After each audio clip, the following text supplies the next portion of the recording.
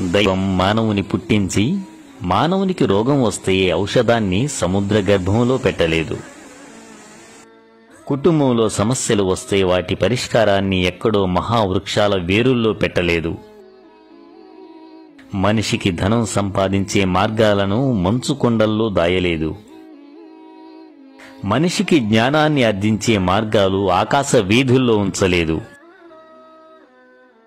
మనిషికి ప్రతి రంగంలో అవసరమైన తనకు కావలసిన జ్ఞానాన్ని దైవం సముద్ర గర్భాల్లోనూ కొండల్లోనూ మహావృక్షాల్లోనూ దాచి ఉంచలేదు.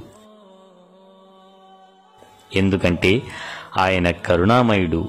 మానవులంటే ఆయనకి ఎంతో ప్రేమ. మన కోసం ఆ మహా జ్ఞానాన్ని, ఆ జ్యోతిని, ఆ గీటురాయిని మన కోసం మనలో ఒకడైన ఆ మహనీయుడు ముహమ్మద్ సల్లెల్లాహు అలైహి వసల్లం వారిపై అవతరింపజేసిన మహా వివేకవంతమైన మహాగ్రంథం దివ్య ఖురాన్. మీకు తెలిసిన భాషలో అందుబాటులో ఉంది.